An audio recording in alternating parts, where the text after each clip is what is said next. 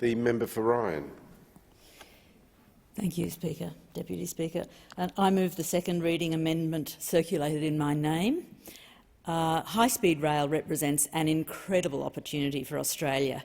You know, what an exciting prospect, linking capital cities, including Brisbane, and regional centres on Australia's east coast.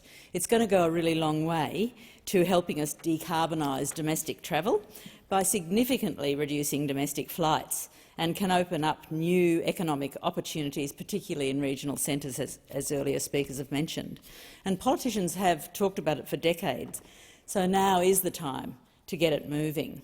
And this bill for a new authority could be the moment we finally get this crucial infrastructure happening. But I am currently a little concerned that there could be some embedded difficulties caused by underfunding it and putting forward a framework that could lead to partial or wholesale privatisation.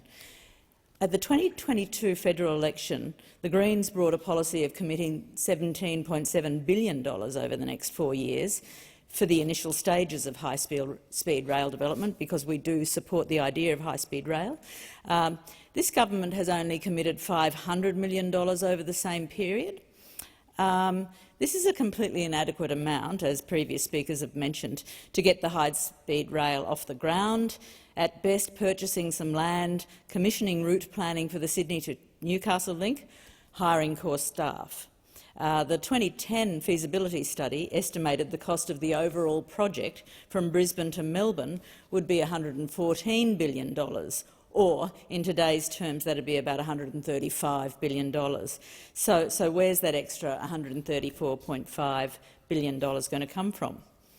The government hasn't clarified this, but it's pretty clear that much of it could well come from private finance, who would end up with a significant, if not majority, stake in the operation and want their profit from this investment. And as always is the case in public-private partnerships, this could lead to chaotic and slowed project delivery, higher prices for passengers, downward pressure on rail worker wages, and potential corner-cutting on regulations on environmental and social impact.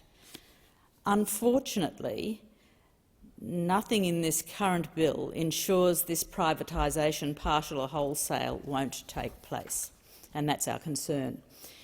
The very fact that the authority will have to spend so much of its time just trying to secure finance for this operation could itself be an enormous delay on the project rollout, which is a huge concern, given that Australians have already waited decades for this infrastructure, and any feasible time frame for delivery is itself at least a decade long.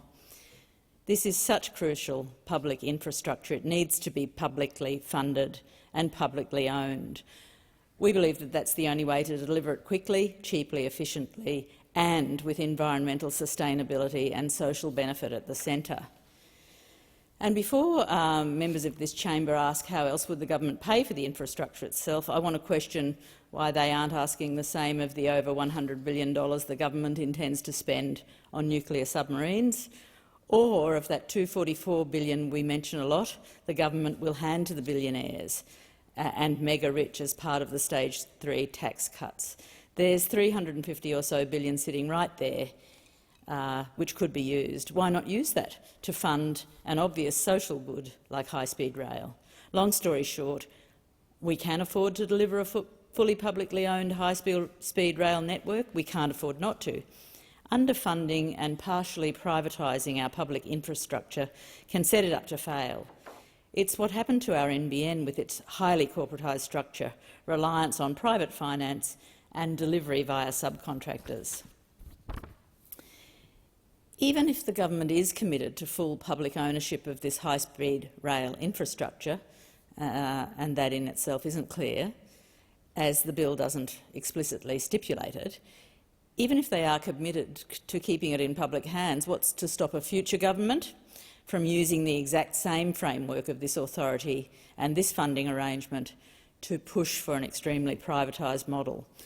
I think we need to lock in a far more robust plan for public funding and public ownership now, or we could end up paying an enormous price in years to come. I also want to add that by keeping this infrastructure entirely in public hands means we could ensure that the trains and other infrastructure are made in Australia. We could ensure that the infrastructure is rolled out as much as possible with green steel so that we can keep the emissions of the set-up phase as low as possible. We can ensure that the rail corridors and stations are planned in a way that is ecologically sustainable and socially beneficial. We could guarantee lower-cost ticketing so everyone in Australia can enjoy the benefits. If we do fund this through public investment, not private interests like those very complex land value uplift schemes, we don't have to worry about those private interests being prioritised over quality infrastructure and service delivery for the people. As we said, and everyone agrees, it is a crucial piece of infrastructure and it needs to be done right from the get-go. We've some of the busiest flight routes in the world. Melbourne to Sydney is the world's second busiest domestic route. Brisbane to Sydney, the world's 8th busiest domestic route. Pre-COVID, these had reached close to 100,000 flights a year total, producing enormous emissions. The International Energy Agency has shown that the introduction of high-speed rail around the world has led to significant reductions in air travel on many specific routes.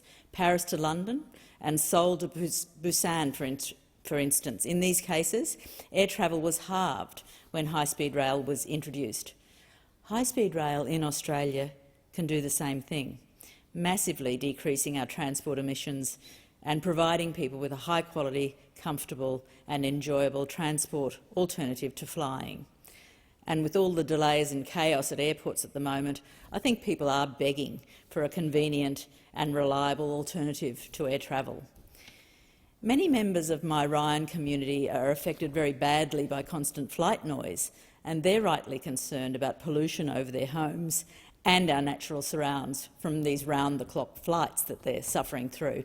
High-speed rail is crucial to cutting flight noise as well, and this pollution long-term. The only way to truly reduce flight noise in the long run is to reduce the overall number of domestic flights at our airports. Caps on flights and curfews will be easier to sustain, with high-speed rail available as an alternative. More tranquil cities and suburbs, what a wonderful thought, and more efficient and environmentally friendly modes of travel. It's a huge win-win.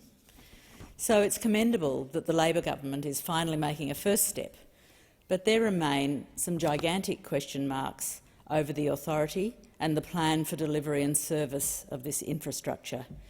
So I think we all agree it's time to get moving on high-speed rail, and this bill is a good first step, but we need to ensure that we set up this crucial infrastructure to truly benefit all Australians long-term. And the government's current plan just leaves one wondering if the settings are absolutely right for that. Thank you.